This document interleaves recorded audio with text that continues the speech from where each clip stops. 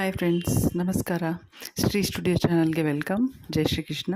So ಇವತ್ತು ನಾವು ಡೈಟ್ ಮತ್ತು ಎಕ್ಸಸೈಸ್ ಶುರು ಮಾಡೋ ಬದಲು ಯಾವೆಲ್ಲ ಅಂಶಗಳನ್ನು ತಿಳ್ಕೊಂಡಿರಬೇಕು, ಯಾವ್ದು ಮಾಡಿದ್ರೆ ನಮಗೆ ಬೆನಿಫಿಟ್ ಇದೆ, ಯಾವ ರೀತಿ ಮಾಡಿದ್ರೆ ಲಾಸ್ ಆಗುತ್ತೆ ಅಂತ ತಿಳ್ಕೊಳ್ಳೋಣ. ಸೊ ಅದಕ್ಕೂ ಮುಂಚೆ ನನ್ನ ಚಾನಲ್ನ ಸಬ್ಸ್ಕ್ರೈಬ್ ಮಾಡ್ಕೊಳ್ಳಿ, ಲೈಕ್ ಮಾಡಿ, ಶೇರ್ ಮಾಡಿ, ಕಾಮೆಂಟ್ ಮಾಡಿ, ಹಾಗೆ ಬೆಲ್ ಐಕಾನ್ ಒತ್ತಿ ನೋಟಿಫಿಕೇಷನ್ ಬರುತ್ತೆ ನಾನು ಹಾಕೋ ವೀಡಿಯೋಸ್ದು.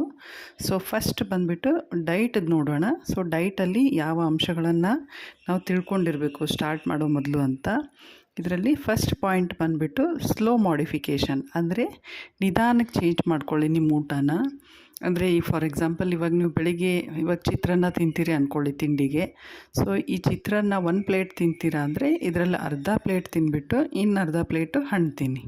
ಸೊ ಈ ಥರ ನಿಧಾನಕ್ಕೆ ಚೇಂಜ್ ಮಾಡಿ, ಒಂದೇ ಸರಿ ರಾತ್ರೋರಾತ್ರಿ ಚೇಂಜ್ ಮಾಡಿಬಿಡ್ಬೇಡಿ ಡೈಟ್ನ. ಸೊ ನೀವು ದಿನ ಮಾಡೋ ಊಟ ಬಿಟ್ಬಿಟ್ಟು ಒಂದೇ ಸರಿ ಸೂಪ್ಗಳನ್ನ ಕುಡಿಯೋದು, ತರಕಾರಿ ಜ್ಯೂಸ್ ಕುಡಿಯೋದು, ಹಣ್ಣು ತಿನ್ನೋದು, ಆಮೇಲೆ ಈ ಮೊಳಕೆ ಕಾಳುಗಳನ್ನ ಹಸಿದೇ ತಿನ್ನೋದು, ಈ ಥರ ಸ್ಟ್ರಿಕ್ಟಾಗಿ ಒಂದೇ ಸರಿ ಡೈಟ್ನ ಶುರು ಮಾಡೋ ಬದಲು ನಿಧಾನಕ್ಕೆ ಶುರು ಮಾಡಿದ್ರೆ ಏನಾಗುತ್ತೆ, ನಿಮಗೆ ಬಾಡಿಗೂ ಸೈಡ್ ಎಫೆಕ್ಟ್ ಆಗೋಲ್ಲ.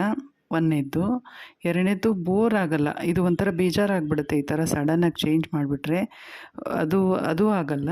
ಸೊ ನಿಧಾನಕ್ಕೆ ಚೇಂಜ್ ಮಾಡ್ಕೊಳ್ಳಿ, ಮಧ್ಯಾಹ್ನಕ್ಕೆ ನಿಧಾನಕ್ಕೆ ಚೇಂಜ್ ಮಾಡ್ಕೊಳ್ಳಿ. ಇವಾಗ ಮಧ್ಯಾಹ್ನ ಫಾರ್ ಎಕ್ಸಾಂಪಲ್ಲು 2 ಚಪಾತಿ ತಿಂತೀರಾ ಅಂದರೆ ಅದರಲ್ಲಿ 1 ಚಪಾತಿ ತಿಂದು ಇನ್ನು ಅರ್ಧ 1 ಚಪಾತಿ ಏನಿರುತ್ತಲ್ವ ಆ ಕ್ವಾಂಟಿಟಿಯಲ್ಲಿ ಈ ಸಲಾಡ್ ತಿನ್ನಿ. ಕೋಸಂಬರಿ ಥರ ಮಾಡ್ಕೊಳ್ಳಿ, ಅಥವಾ ಸೌತೆಕಾಯಿ, ಕ್ಯಾರೆಟು, ಬೀಟ್ರೂಟು, ಈರುಳ್ಳಿ, ಹಸಿ ಈರುಳ್ಳಿ, ಆಮೇಲೆ ಮೂಲಂಗಿ, ಇದನ್ನೆಲ್ಲ ಸ್ಲೈಸ್ ಮಾಡ್ಕೊಂಡ್ಬಿಟ್ಟು ಆ ಥರ ತಿನ್ನಿ. ಸೊ ಈ ಥರ ನಿಧಾನಕ್ಕೆ ಚೇಂಜ್ ಮಾಡಿದ್ರೆ ನಿಮಗೆ ಒಂಥರ ಹಸಿವು ಅನ್ನೋ ಥರನೂ ಅನಿಸಲ್ಲ, ಆಮೇಲೆ ಬೇಜಾರು ಆಗೋಲ್ಲ. ಅಂದರೆ ಅರ್ಧದಲ್ಲೇ ನಿಲ್ಲಿಸಲ್ಲ ಈ ಥರ ಮಾಡ್ತಾಯಿದ್ರೆ. ಆಮೇಲೆ ಮೇನ್ ಅಂದರೆ ಬಾಡಿಗೆ ಸೈಡ್ ಎಫೆಕ್ಟ್ ಆಗೋಲ್ಲ ಈ ಥರ ಮಾಡಿದ್ರೆ.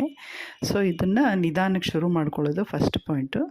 ಸೆಕೆಂಡ್ ಪಾಯಿಂಟ್ ಏನಂದರೆ ಲಾಂಗ್ ಟರ್ಮ್ ಗೋಲ್ಸ್ ಇಟ್ಕೊಳ್ಳಿ. ಅಂದರೆ ಸ್ವಲ್ಪ ದೀರ್ಘಕಾಲದ ಗುರಿ ಇರಲಿ. ಅಂದರೆ 3 ತಿಂಗಳಲ್ಲಿ ಇಷ್ಟು ಕಡಿಮೆ ಆಗಲಿ, 6 ತಿಂಗಳಲ್ಲಿ ಇಷ್ಟು ಕಡಿಮೆ ಆಗಬೇಕು ಅಂತ. ಸೊ ಒಂದೇ ತಿಂಗಳಲ್ಲಿ 10 kg ಕಡಿಮೆ ಆಗಿಬಿಡಬೇಕು, 15 kg ಕಡಿಮೆ ಆಗಿಬಿಡ್ಬೇಕು, ಆಮೇಲೆ ನನ್ನ ವೇಟು 20 kg ಕಡಿಮೆ ಆಗಿಬಿಡ್ಬೇಕು, ನನಗೆ ಡಯಾಬಿಟೀಸು ಒಂದೇ ತಿಂಗಳಲ್ಲಿ ಹೋಗಿಬಿಡ್ಬೇಕು, ಅಥವಾ ಇನ್ನು ಥೈರಾಯ್ಡ್ ಇದೆಯಾ, PCOD ಇದೆಯಾ, ಇನ್ನು ಯಾವುದೇ ಹೆಲ್ತ್ ಪ್ರಾಬ್ಲಮ್ಸ್ ಇದ್ದರೂ ನನಗೆ 15 ದಿನದಲ್ಲೇ ವಾಸಿ ಆಗಿಬಿಡ್ಬೇಕು. ಈ ಥರ ಮಾಡೋಕ್ಕೆ ಹೋಗಬೇಡಿ. ಯಾಕಂದರೆ ನೀವು ನೋಡಿರ್ತೀರ ನ್ಯೂಸ್ ಚಾನಲಲ್ಲಿ ಈ ಥರ ಮಾಡುವಾಗ ಅನಾಹುತಗಳಾಗುತ್ತೆ ಈ ಥರ ಮಾಡುವಾಗ. ಯಾಕಂದರೆ ಅಷ್ಟು ಚೇಂಜು ಬಾಡಿ ಒಂದೇ ಸರಿ ತೊಗೊಳಕ್ಕಾಗಲ್ಲ. ಅದಕ್ಕೆ ನೀವು ನಿಧಾನಕ್ಕೆ, ಅಂದರೆ 3 ತಿಂಗಳಲ್ಲಿ 5 kg ಕಡಿಮೆ ಆಗಲಿ, 6 ತಿಂಗಳಲ್ಲಿ 10 kg ಕಡಿಮೆ ಆಗಲಿ, ಈ ಥರ ಸ್ವಲ್ಪ ತಡ ಆದರೂ ಪರವಾಗಿಲ್ಲ, ನಿಮಗೂ ಬೆನಿಫಿಟು ಇರುತ್ತೆ, ಬಾಡಿಗೂ ಸೈಡ್ ಎಫೆಕ್ಟ್ ಆಗೋಲ್ಲ, ಮಾಡಿರೋದು ಒಂಥರ ಸಾರ್ಥಕ ಅನ್ನೋ ಥರ ಇರುತ್ತೆ. ಸೊ ಅದಕ್ಕೆ ಲಾಂಗ್ ಟರ್ಮ್ ಗೋಲ್ಸ್ ಇಟ್ಕೊಳ್ಳಿ, 2ನೇ ಪಾಯಿಂಟು. ಇನ್ನು ಥರ್ಡ್ ಪಾಯಿಂಟ್ ಏನಂದರೆ ಹ್ಯಾಬಿಟನ್ನು ಫಾರ್ಮೇಷನ್ ಅಂತ. ಅಂದರೆ ಒಳ್ಳೆಯದೇ ಅಂದರೆ ಹೆಲ್ದಿ ಊಟ ತಿನ್ನೋದು ಒಂದು ಹವ್ಯಾಸ ಮಾಡ್ಕೊಂಡ್ಬಿಡಿ. ಅಂದರೆ ಇವಾಗ ನಾವು ದಿನ ತಿಂತಾ ಇಲ್ಲ ಅಂತೇನಿಲ್ಲ, ತಿಂತಾ ಇರ್ತೀವಿ.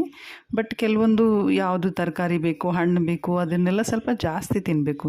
ಡಯಟ್ ಅಂದರೆ ಆ್ಯಕ್ಚುಲಿ ಉಪವಾಸ ಅಂತಲ್ಲ, ಯಾವುದು ಬೇಕೋ ಅದನ್ನು ತಿಂದು ಯಾವುದು ಬೇಡ ಅದನ್ನು ಬಿಡೋದು, ಅದನ್ನೇ ಡೈಟ್ ಅಂತ ಹೇಳೋದು. ಸೊ ಉಪವಾಸ ಇರೋದು ಒಂದು ಡೈಟ್ ಅಲ್ಲ. ಸೊ ಇವಾಗ ನೀವು ತಿಂತಾ ಇರೋದ್ರಲ್ಲೇ ಇವಾಗ ಜಂಕ್ ಫುಡ್ಡು ತಿನ್ನಬಾರ್ದು, ಹೊರಗಡೆದು, ಅದನ್ನೆಲ್ಲ ನೀವು ಫೋರ್ಸ್ಫುಲ್ಲಾಗಿ ಬಿಡ್ತಿರ್ತಾರೆ. ಆ್ಯಕ್ಚುಲಿ ಎಲ್ಲರೂ ಫುಲ್ಲಾಗೇ ಬಿಡೋದು, ಇದು ಯಾವುದೂ ಮನಸ್ಸಿಂದ ಬಿಡ್ತಿರಲ್ಲ ಆ್ಯಕ್ಚುಲಿ ಯಾರೂ. ಯಾಕಂದರೆ ಅದೊಂಥರ ಹ್ಯಾಬಿಟ್ ಆಗಿಬಿಟ್ಟಿರುತ್ತೆ. ಸೊ ಆ ಹ್ಯಾಬಿಟ್ನ ಚೇಂಜ್ ಮಾಡಿಕೊಂಡು ಒಳ್ಳೆಯ ಆಹಾರ ತಿನ್ನೋದನ್ನೇ ಹ್ಯಾಬಿಟ್ ಮಾಡ್ಕೊಂಡ್ಬಿಡಿ. ಇವಾಗ ಹೆಂಗೆ ಹೊರಗಡೆ ತಿನ್ನಬೇಕು ಅಂತ ಮನಸ್ಸಾಗುತ್ತಲ್ವ, ಅದೇ ಥರ ಹ್ಯಾಬಿಟ್ ಮಾಡ್ಕೊಂಡ್ಬಿಟ್ರೆ ಮನೆಯಲ್ಲಿರೋದೇ ತಿನ್ನಬೇಕು ಅನ್ನೋದು ಮನಸ್ಸಾಗುತ್ತೆ. ಸೊ ನೀವು ಅದನ್ನು ಹವ್ಯಾಸ ಅಂತ ಮಾಡ್ಕೊಂಡಾಗ ನಿಮಗೆ ಮನೆಯದು ಊಟನೇ ರುಚಿ ಅನಿಸುತ್ತೆ. ಆಮೇಲೆ ಹೊರಗಡೆದು ನೀವು ಯಾರ್ದೋ ಕಾಟಕ್ಕೆ, ವೇಟ್ ಲಾಸ್ಗೆ ಅಂತ ಕಾಟಾಚಾರ ಅನಿಸಲ್ಲ, ಬಿಟ್ಬಿಡ್ತೀರಾ ನೀವೇ, ಯಾರೂ ಹೇಳೋದು ಬೇಕಾಗಲ್ಲ ಆ ಟೈಮಲ್ಲಿ. ಸೊ ನ್ಯಾಚುರಲ್ ಫುಡ್ಸು, ಪೌಷ್ಟಿಕಾಂಶ ಇರುವಂಥದ್ದು ಅಂಥದ್ದನ್ನ ನೀವು ತೊಗೊಂಡ್ಬಿಟ್ರೆ, ಅದೇ ಒಂದು ಹವ್ಯಾಸ ಆಗಿಬಿಟ್ರೆ ನಿಮಗೆ ಫೋರ್ಸ್ ಮಾಡೋದು ಬೇಕಾಗಲ್ಲ ಯಾರೂ. ಸೊ ಇದು ಸೆಕೆಂಡ್ ಪಾಯಿಂಟ್. Third point. ಇನ್ನು ಫೋರ್ತ್ ಪಾಯಿಂಟ್ ಬಂದ್ಬಿಟ್ಟು ಫಾಸ್ಟಿಂಗು. ಯಾವಾಗಲೂ ಫಾಸ್ಟಿಂಗ್ ಶುರು ಮಾಡಬೇಕಾದ್ರೆ ಒಂದೇ ಸರಿ ಮಾಡಬೇಡಿ. ಅಂದರೆ ಇವಾಗ 2 ಮೀಲ್ಸ್ ಫಾಸ್ಟಿಂಗ್ ಇದೆ, ಆಮೇಲೆ ಕೇಟೋ ಅಂತಾರೆ. ಫಾಸ್ಟಿಂಗ್ ನೀವು ಯಾವಾಗಲೇ ಮಾಡಿದ್ರೂ ಇವಾಗ 2 ಟೈಮ್ ಊಟ ಮಾಡಬೇಕು ಅಂತ ನೀವು ಒಂದು ಗೋಲ್ ತೊಗೊಂಡ್ರಿ ಅಂದ್ಕೊಳ್ಳಿ. ನೀವು ಗುರಿ ಇಟ್ಕೊಂಡಾಗ ಬೆಳಿಗ್ಗೆ ರಾತ್ರಿ 2 ಹೊತ್ತು ಊಟ ಮಾಡಿಬಿಟ್ಟು ಮಧ್ಯದಲ್ಲಿ ಹಸಿವು ಏನು ತಿನ್ನೋದು ಏನು ಬಿಡೋದು, ಇಷ್ಟು ಉಪವಾಸ ಬೇಕಾ ಬೇಡವಾ ಅಂತ ಕನ್ಫ್ಯೂಷನ್ ಬರಬೇಡಿ. ಆ ಟೈಮಲ್ಲಿ ಮೊದಲು ಸ್ಟಾರ್ಟ್ ಮಾಡಿದಾಗ ಸ್ವಲ್ಪ ಸ್ವಲ್ಪ ಏನಾದರೂ ತಿನ್ನಿ, ಒಂದು ಟೈಮ್ ಅಂದರೂ ತಿನ್ನಿ. ಆಮೇಲೆ ಅದು ನಿಮಗೆ ಬಾಡಿಗೆ ಸೆಟ್ ಆಗ್ತಿದ್ದಂಗೆ ಇದು ಮಧ್ಯೆ ತಿನ್ನೋದು ಬಿಟ್ಬಿಡ್ಬೋದು. ನೀವು ಒಂದೇ ಸರಿ ಬೆಳಗ್ಗೆ ತಿಂದ್ಬಿಟ್ಟು ರಾತ್ರಿವರೆಗೂ ಹಸ್ಕೊಂಡಿದ್ದು ಗ್ಯಾಸ್ಟ್ರಿಕ್ ಆಗಿ ಎಸಿಡಿಟಿ ಆಗಿ ಅದು ಒಂಥರ ಸೈಡ್ ಎಫೆಕ್ಟ್ ಆಗಿಬಿಡುತ್ತೆ. ಸೊ ಅದನ್ನೆಲ್ಲ ಮಾಡೋಕ್ಕೆ ಹೋಗಬೇಡಿ. ಇವಾಗ ಎರಡು ಊಟ ಮಾಡಬೇಕು ಅಂತ ಆ ಥರ ಪ್ಲ್ಯಾನ್ ಮಾಡಿಕೊಂಡ್ರೆ, ಇಲ್ಲ ಕಡಿಮೆ ಊಟ ಮಾಡ್ಬೇಕಂದಾಗ್ಲೂ ಒಂದೇ ಸರಿ ಕಡಿಮೆ ಮಾಡಿಬಿಡ್ಬೇಡಿ.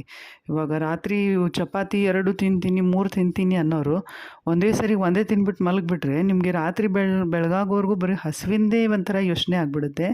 ಆ ಥರ ಕಟ್ ಮಾಡಿಬಿಡ್ಬೇಡಿ.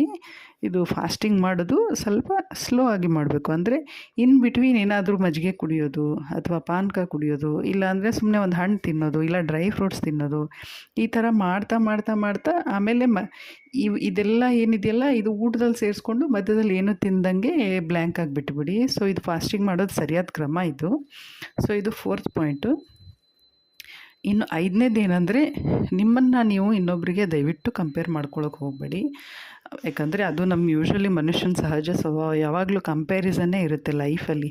ಇದು ಒಂದಕ್ಕೆ ಅಂತಲ್ಲ, ಎಲ್ಲದಕ್ಕೂ ಲೈಫಲ್ಲಿ ನಾವು ಬೇರೆಯವ್ರಿಗೆ ಕಂಪೇರ್ ಮಾಡ್ಕೋತಾ ಇರ್ತೀವಿ.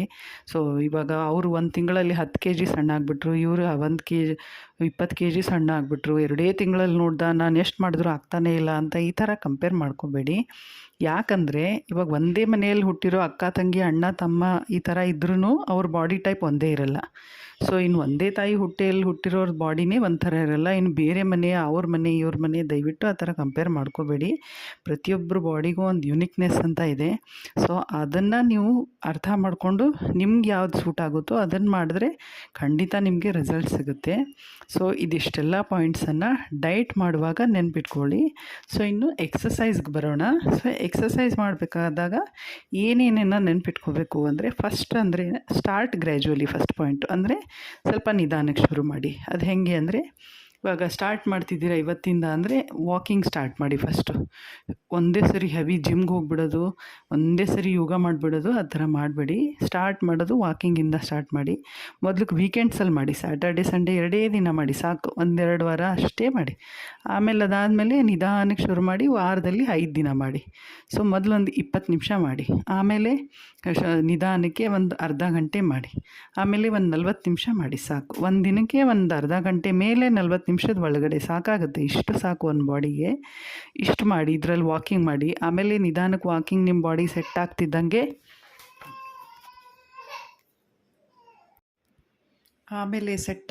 ವಾಕಿಂಗ್ ಸೆಟ್ ಆದಮೇಲೆ ಬ್ರಿಸ್ಕ್ ವಾಕ್ ಮಾಡಿ, ಆಮೇಲೆ ಜಿಮ್ಗೆ ಹೋಗೋದು ಮಾಡಿ. ನನ್ನ ಪ್ರಕಾರ ಯಾವುದೇ ಎಕ್ಸಸೈಸ್ ಮಾಡಿ ಅದ್ರ ಜೊತೆಗೆ ಯೋಗ ಕಂಬೈನ್ ಮಾಡ್ಕೊಳ್ಳೋದು ಒಳ್ಳೇದು ಅನಿಸುತ್ತೆ. ಯಾಕಂದರೆ ಯೋಗದಲ್ಲಿ ಪ್ರಾಣಾಯಾಮ, ಮೆಡಿಟೇಷನ್ ಎಲ್ಲ ತುಂಬ ಸ್ಟ್ರೆಸ್ ಕಡಿಮೆ ಮಾಡೋಕ್ಕೆ ಹೆಲ್ಪ್ ಮಾಡುತ್ತೆ. ಯಾವಾಗಲೂ ಫಿಸಿಕಲ್ ಹೆಲ್ತ್ ಜೊತೆಗೆ ಮೆಂಟಲ್ ಹೆಲ್ತು ತುಂಬ ಇಂಪಾರ್ಟೆಂಟ್ ಆಗುತ್ತೆ. ಎರಡೂ ಕರೆಕ್ಟಾಗಿದ್ರೇ ನಾವು ಮಾಡೋದು ರಿಸಲ್ಟ್ ಸಿಗುತ್ತೆ. ಸೊ ಮನಸ್ಸು ತುಂಬ ಇಂಪಾರ್ಟೆಂಟು. ಸೊ ಯೋಗನ ಕಂಬೈನ್ ಮಾಡಿಕೊಂಡ್ರೆ ನಿಮಗೆ ರಿಲ್ಯಾಕ್ಸೇಷನ್ನು ಇರುತ್ತೆ. ಸೊ ನಿಮಗೆ ವೆಯ್ಟ್ ಕಡಿಮೆ ಮಾಡೋಕ್ಕೂ ಹೆಲ್ಪ್ ಆಗುತ್ತೆ. ಇದು ಫಸ್ಟ್ ಪಾಯಿಂಟು.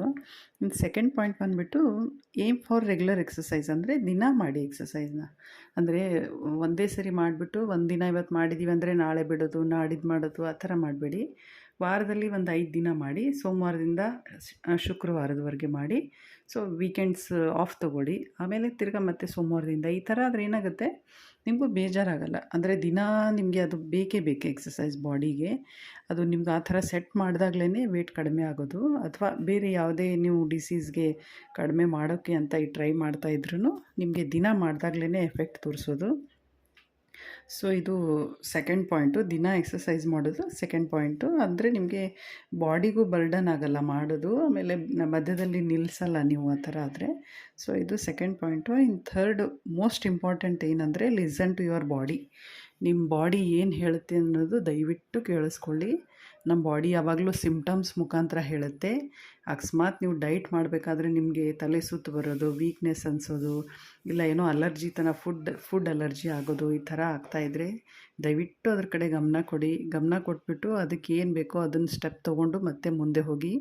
ಆಮೇಲೆ ಎಕ್ಸಸೈಸ್ ಮಾಡಬೇಕಾದಾಗಲೂ ಅಷ್ಟೇ ನಿಮ್ಮ ಬಾಡಿ ಸಿಮ್ಟಮ್ಸ್ ಕೊಡುತ್ತೆ. ಸಿಕ್ಕಾಪಟ್ಟೆ ಪೇನ್ ಬರೋದು ಅಥವಾ ಕಾಲು ನೋವು ಎದ್ದು ನಿಂತ್ಕೊಳ್ಳೋಕ್ಕೆ ಆಗಲ್ಲ ಅನ್ನೋ ಥರ ಅನ್ಸೋದು, ಇಲ್ಲಾಂದರೆ ಮಸಲ್ ಕ್ರ್ಯಾಂಪ್ ಆಗೋದು, ಆ ಥರ ಏನಾದರೂ ಆದರೆ ದಯವಿಟ್ಟು ಒಂದು ಸ್ವಲ್ಪ ಬ್ರೇಕ್ ತೊಗೊಳ್ಳಿ. ಬ್ರೇಕ್ ತೊಗೊಂಡು ಆಮೇಲೆ ತಿರ್ಗಾ ಬಿಟ್ಟು ಬಿಡಬೇಡಿ. ಬ್ರೇಕ್ ತೊಗೊಂಡು ಒಂದು ಸ್ವಲ್ಪ ಅದಕ್ಕೇನು ಬೇಕೋ ನೆಕ್ಸ್ಟ್ ಸ್ಟೆಪ್ ಮಾಡಿಕೊಂಡು ಮತ್ತೆ ಮುಂದುವರಿಸಿ. ಯಾವಾಗಲೂ ನಮ್ಮ ಬಾಡಿ ಸಿಮ್ಟಮ್ಸ್ ಮುಖಾಂತರ ಹೇಳಿದಾಗ ನಾವು ಅಲ್ಲೊಂದು ಬ್ರೇಕ್ ತೊಗೊಂಡು ಒಂಥರ ಅನಾಲಿಸಿಸ್ ಮಾಡ್ಕೋಬೇಕು ಏನಾಗ್ತಿದೆ ಅಂತ. ಅದನ್ನು ಮಾಡಿಬಿಟ್ಟು ಮತ್ತೆ ಮುಂದುವರಿಸಿ. ಸೊ ನಿಮ್ಮ ಜರ್ನಿ ಚೆನ್ನಾಗಿರುತ್ತೆ ಆ ಟೈಮಲ್ಲಿ. ಇನ್ನೊಂದೇನು ಪಾಯಿಂಟ್ ಅಂದರೆ, ಡೈಟ್ ಮತ್ತು ಎಕ್ಸಸೈಸ್ ಯಾವಾಗಲೂ ಒಂದೇ ಸರಿ ಶುರು ಮಾಡಬೇಕು. ಇವಾಗ ಡಯಟ್ ಶುರು ಮಾಡಿಬಿಟ್ಟು 1-2 ತಿಂಗಳಾಗಲಿ ಆಮೇಲೆ ಎಕ್ಸಸೈಸ್ ಮಾಡಿದ್ರಾಯ್ತು ಅಂತ ಆ ಥರ ಮಾಡಬೇಡಿ. ಅಥವಾ ಮೊದಲು ಎಕ್ಸಸೈಸ್ ಮಾಡಿಬಿಟ್ಟು ಆಮೇಲೆ ಡಯಟ್ ಮಾಡಿದ್ರಾಯ್ತು ಅಂತ ಹಂಗೆ ಮಾಡಬೇಡಿ. ರಿಸಲ್ಟ್ ಸಿಗಲ್ಲ ಆ ಥರ ಇದ್ದರೆ. ನೀವು ಯಾವತ್ತೂ ಡಯಟ್ ಮತ್ತು ಎಕ್ಸಸೈಸ್ ಕಂಬೈನ್ ಮಾಡಿನೇ ಶುರು ಮಾಡಿದಾಗಲೇ ನಿಮಗೆ ಎಲ್ಲದಕ್ಕೂ ಯಾವ ರೋಗಕ್ಕೂ ಪರಿಹಾರ ಸಿಗೋದು. ಎರಡೂ ಒಟ್ಟಿಗೆ ಮಾಡಿದಾಗ ಬೇರೆ ಬೇರೆ ಮಾಡಬೇಡಿ. ಸೊ ಇದಿಷ್ಟು ನಿಮಗೆ ಇದು ಡಯಟ್ ಮತ್ತು ಎಕ್ಸಸೈಸ್ಗೆ ನೆನಪಿಡಬೇಕಾಗಿರುವಂಥ ಅಂಶಗಳು. ಸೊ ಇದನ್ನು ನೀವು ಮಾಡಿ ನಿಮಗೆ ಬೆನಿಫಿಟ್ ಆದಾಗ ಕಮೆಂಟ್ ಮಾಡಿ, ಬೇರೆಯವ್ರಿಗೂ ಮೋಟಿವೇಶನ್ ಸಿಗುತ್ತೆ. ಸೊ ಅಲ್ಲಿವರೆಗೂ ನೆಕ್ಸ್ಟ್ ವೀಡಿಯೋದಲ್ಲಿ ಮತ್ತೆ ಸಿಗೋಣ. ಸೊ ನಿಮ್ಗೆ ಏನಾದರೂ ಡೌಟ್ಸ್ ಇದ್ದರೆ ಕಮೆಂಟ್ಸ್ ಮಾಡಿ. So till then take care. Thank you.